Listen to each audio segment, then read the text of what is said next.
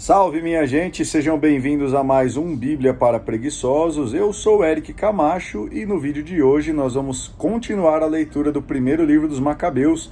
Mas antes da gente retomar essa leitura, por favor, assista ao vídeo até o final, deixe o seu like, inscreva-se no canal e no final faça um belo comentário aí. Vamos lá? Capítulo 7, Luta em duas frentes. No ano 151, Demétrio, filho de Seleuco, partiu de Roma e desembarcou com poucos homens numa cidade do litoral, e aí se proclamou rei. Logo que entrou no palácio real dos seus pais, os militares prenderam Antíoco juntamente com Lísias, a fim de apresentá-los a Demétrio. Ao saber do caso, porém, Demétrio disse: "Não quero que vocês me mostrem o rosto desses indivíduos." Então mataram os dois e Demétrio ocupou o trono do seu reino. Alguns indivíduos apóstatas e ímpios do povo de Israel, conduzidos por Álcimo, que aspirava ao cargo de sumo sacerdote, se apresentaram e acusaram o seu povo diante do rei, dizendo: "Judas e seus irmãos mataram todos os partidários do rei e nos expulsaram de nosso país. Mande alguém de sua confiança para examinar a devastação de Judas, que Judas causou a nós e à província do rei. Castigue a todos eles e aqueles que os apoiam." O rei escolheu Báquides, um de seus amigos, governador das regiões do outro lado do rio Eufrates, homem importante no reino e da confiança do rei, e o mandou com o ímpio Álcimo, confirmado no cargo de sumo sacerdote, dando-lhe ordem para castigar os israelitas. Eles partiram para a Judéia com grande exército. Báquides mandou alguns mensageiros a Judas e seus irmãos com falsas propostas de paz.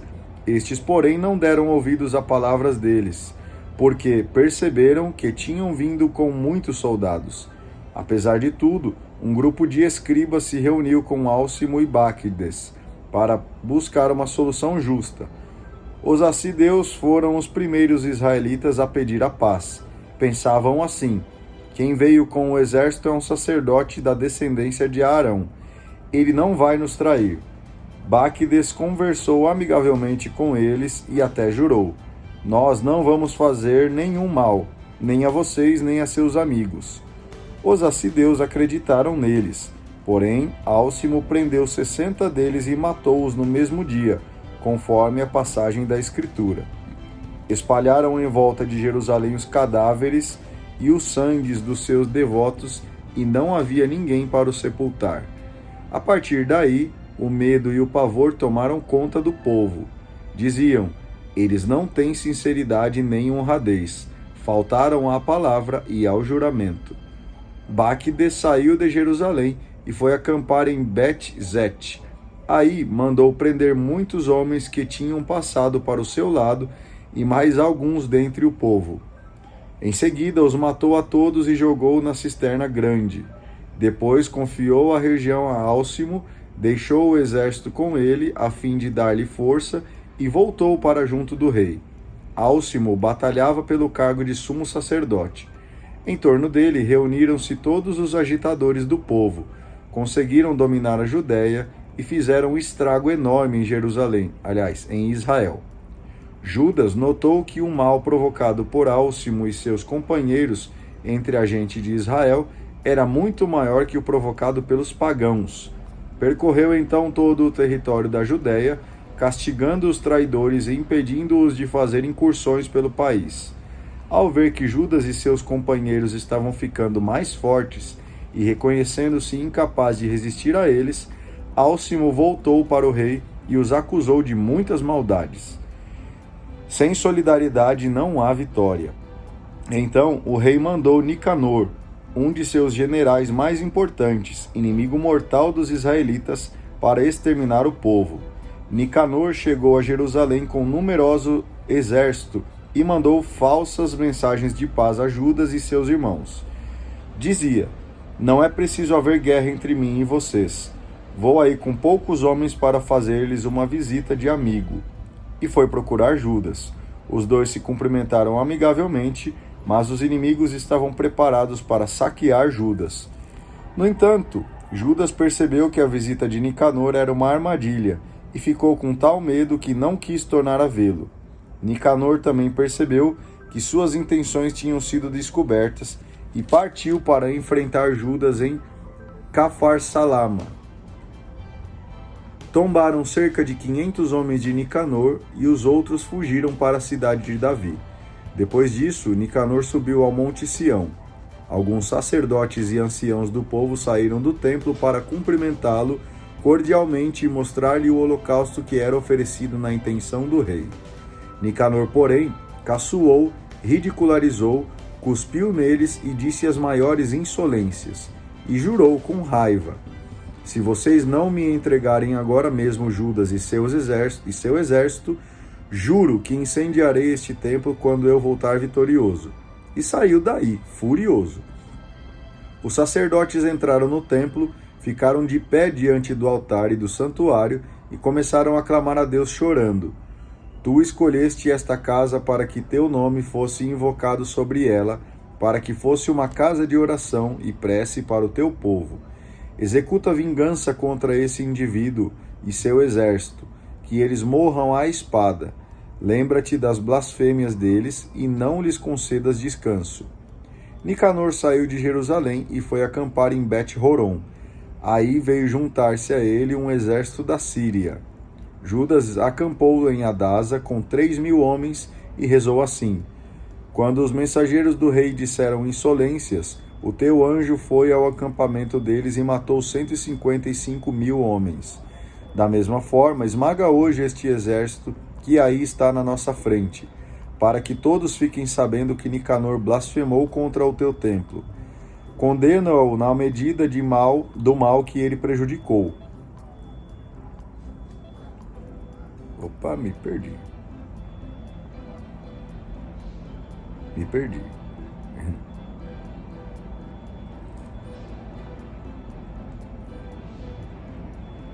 Aqui, condena-o na medida do mal que ele praticou, por isso que eu não estava achando. Os exércitos se enfrentaram no dia 13 do mês de Adar, e o exército de Nicanor foi derrotado. Ele foi o primeiro a tombar em combate. Os soldados, quando viram que Nicanor tinha caído morto, deixaram as armas e fugiram. Os judeus os perseguiram durante um dia, desde Adasa a perto de Gazara, tocando as trombetas atrás deles, com toque de alarme.